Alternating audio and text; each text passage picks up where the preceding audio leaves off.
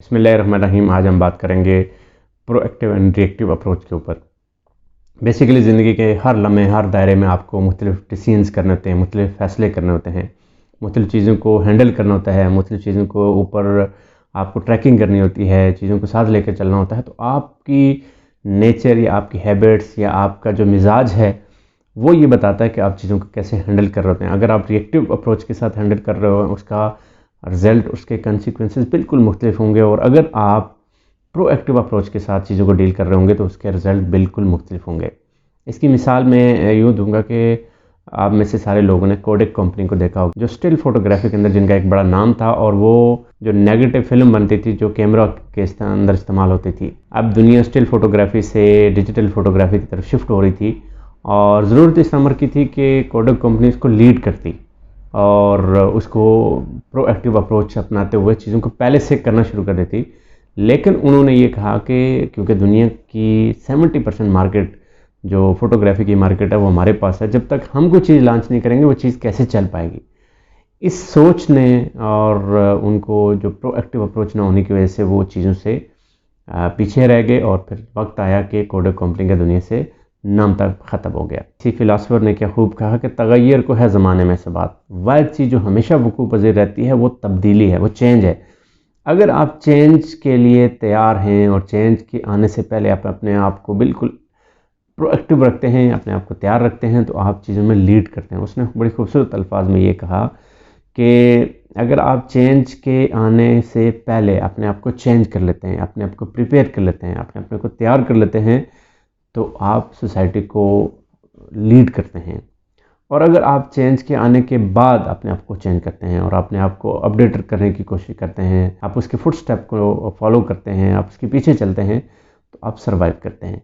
और अगर आप चेंज आने के बाद भी चेंज नहीं होते, आप अपनी चीज़ों के ऊपर लगे रहते हैं, तो आप दुनिया से मिट जाते हैं। यही मिसाल नोकिया मोबाइल की है। आज से 20 साल कबल यानी 21वीं सदी के आगाज़ में पूरी दुनिया में एक बड़ी मार्केट थी जो नोकिया मोबाइल के पास थी, और हर दूसरे तीसरे बंदे के पास, बल्कि मैं कहता हूँ कि 5 में से 4 बंदों के पास नोकिया मोबाइल होता था। लेकिन आज जब अपने दोस्तों में हल्का तारुफ में या हल्का कंसर्न में आप पूछेंगे तो शायद 10 में से 1 बंदा भी नोकिया का मोबाइल इस्तेमाल नहीं कर रहा। उसकी वजह क्या हुई?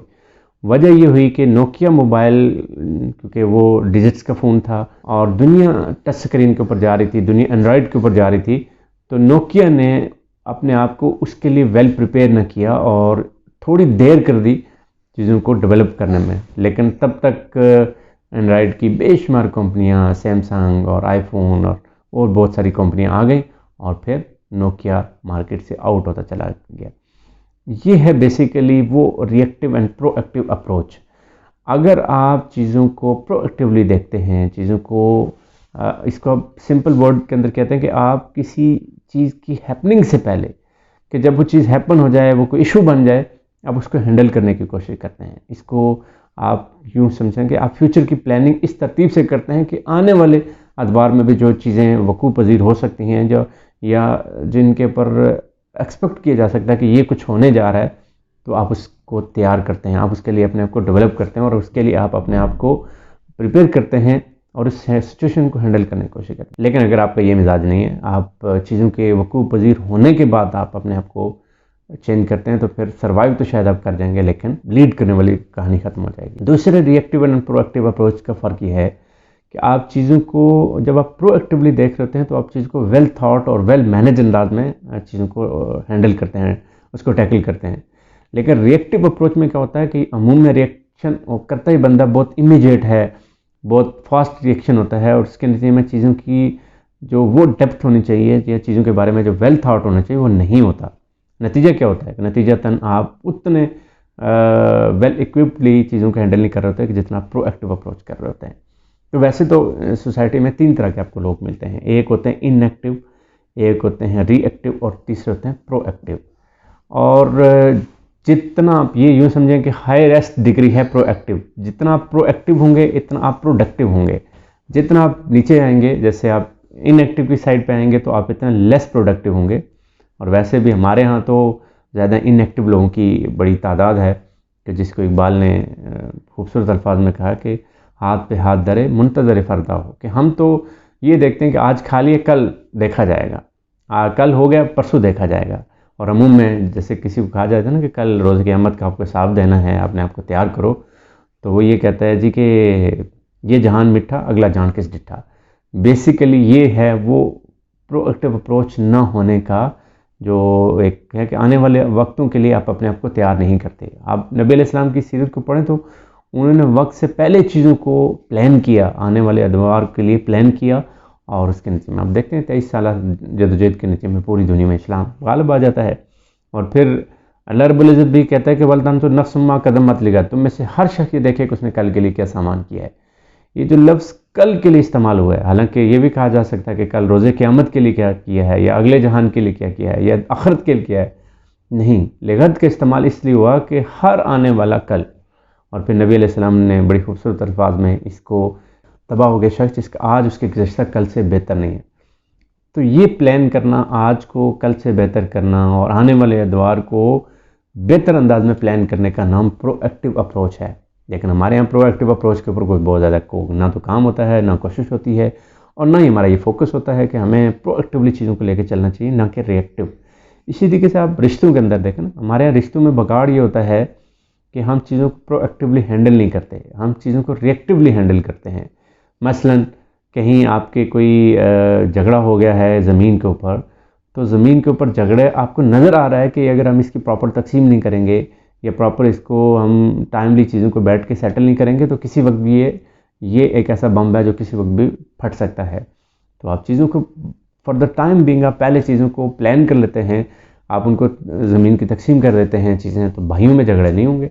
प्रोएक्टिव बेसिकली इनिशिएटिव टेकिंग है, आप आने वाले वक्तों को अच्छे तरीके से हैंडल करना चाहते हैं। कॉर्पोरेट सेक्टर में इस वक्त जो सबसे महंगी ट्रेनिंग चल रही है वो चले सिनेरियो प्लानिंग की, कि भाईजान इस वक्त तो मेरा बिजनेस बहुत अच्छा चल रहा है, ये बताओ कि 10 साल के बाद 20 साल के बाद क्या होने जा रहा है, टेक्नोलॉजी में क्या इन्वेंशंस आ रही हैं, क्या इनोवेशंस हो रही हैं। और इसी तरीके से वो ये देखता है कि आज से 20 साल बाद अगर मुझे इसी प्लान के साथ चलना है तो मैं कहाँ खड़ा हूँगा, और अगर आज से 20 साल बाद मुझे अपने बिज़नेस को इस लेवल पे लेके आना है तो मुझे कहाँ खड़ा होना चाहिए। इस चीज़ को कहते हैं प्रोएक्टिव। हमारे पूरे निज़ाम के अंदर बिलअमूम और तालीमी सिस्टम के अंदर बिलखुसूस कोई प्रोएक्टिव अप्रोच नहीं है। यहाँ टोटल रिएक्टिव अप्रोच के तहत हम बच्चों को पढ़ाते हैं, एग्ज़ाम आ गया, तैयारी कर ली, और ये नहीं देखते कि फ्यूचर क्या हो रहा है। और फिर हमारे यहाँ एक भेड़ चाल है कि एक वक्त में डॉक्टर्स की मांग बढ़ी और पीछे पूरी लाइन लग गई डॉक्टर्स की।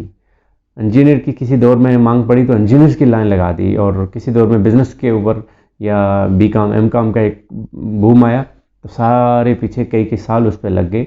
और फिर आने वाले जो लोग हैं वो उससे ज़्यादा आगे मार्केट में फिल हो गई, जो नए लोग आ रहे हैं उनके लिए जगह ही नहीं बच रही और बेरोज़गारी उसकी नीचे में बढ़ रही है। तो आज से 20 साल बाद, 25 साल बाद, 30 साल बाद किस चीज़ की डिमांड होगी, उस हिसाब से हम अपने एजुकेशन को अगर अडॉप्ट कर लें, डेवलप कर लें, तो इसको कहते हैं प्रोएक्टिव अप्रोच।